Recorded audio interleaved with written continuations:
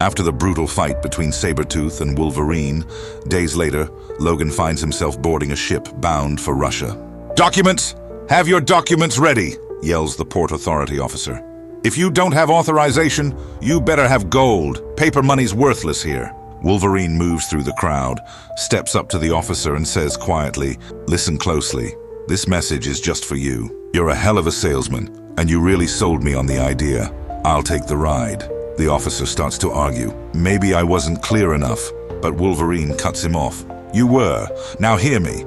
I've got real business there, the unfinished kind, so I'm getting on that boat." Moments later, Logan stands on the ship's deck, staring at the horizon as the sun sinks beneath the sea. He arrives at a remote village where the locals look at him with fear and confusion. People clear the streets, leaving Wolverine walking alone, heading in the opposite direction of everyone else. At the snowy peak of a mountain, he finally reaches what looks like a nuclear reactor, belching red smoke into the air.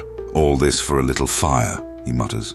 But something's off. It's burning way too bright. Why is the most valuable power source on Earth left unguarded? Then Wolverine catches a scent, or maybe it's not. Suddenly, a metallic coil bursts from the snow and grabs his left leg, yanking him high into the air. From the storm of snow emerges Omega Red. "Well, well, look what winter dragged in. The dead man returns," says Omega Red with a cruel grin before slamming Wolverine into the ground. "Do you crave pain, comrade? Is that what called you back from the dark?" Wolverine glares, blood running from his lip. "Pain's nothing on the road to revenge, pal." He squares his stance, growling low. "And you're just a speed bump." Logan charges with everything he's got, but Omega Red's coils pierce through him mid-run. "If that's so," Omega Red growls, "then you don't belong here, Wolverine. You see, the power source was incompatible with the surface. We have fire, but only for a much, much shorter time." He smiles wickedly. "And that burning you feel, that's the plague in your gut. My last gift to you." Wolverine's claws snap open. He slices through the coils and rushes forward again. "Yeah," Logan growls, "I can feel it." He grabs Omega Red by the throat. "Just so I can put my hands around your neck.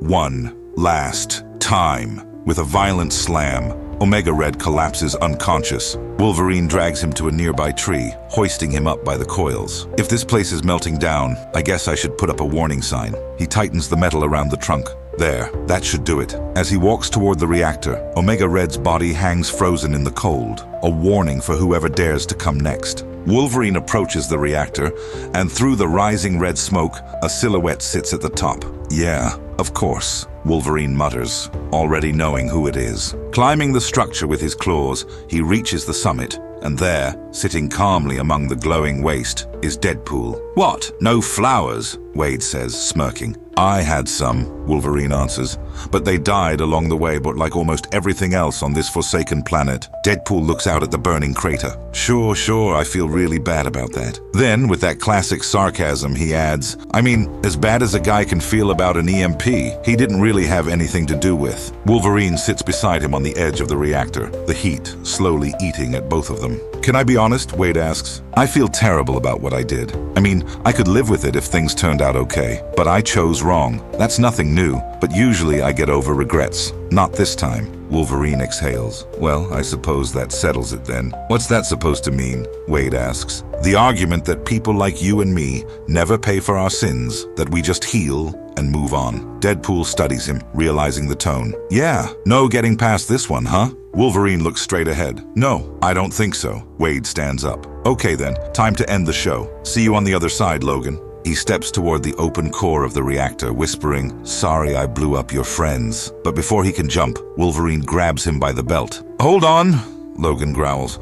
"Sorry, I just can't watch you do this." Wade blinks. "You mean you don't want me to die?" "I'm saying this isn't the answer," Wolverine replies. "I already dealt with Mastermind, Sabretooth, and Omega Red, so you know where I'm headed next." Deadpool grins through the burn marks on his mask. "Yeah, and I'm in. Baby, let's make this a death metal tour." Wolverine lowers his gaze, voice heavy. "You think someone who's done everything we've done deserves forgiveness?" Wade hesitates, then softly says, "Yeah, you know what? I guess I do." Wolverine nods once. Then he shoves Deadpool straight into the reactor. "I don't," Logan says coldly, as Deadpool's screams echo deep inside the burning core. 1 week later, somewhere deep in rural Russia, Logan digs a grave in silence. His wounds have healed. The sky is calm, the day strangely bright. Then he stops. He can smell it. "I know you can see me in there," he shouts. "Not like I'm trying to hide. So how are we gonna do this? You coming out, or do I come in?" A faint sound of metal creaks through the quiet. From the shadows, Colossus steps out of his shelter, walking toward him. "Hello, Logan," says Colossus calmly. Wolverine's eyes lock on him. "PT."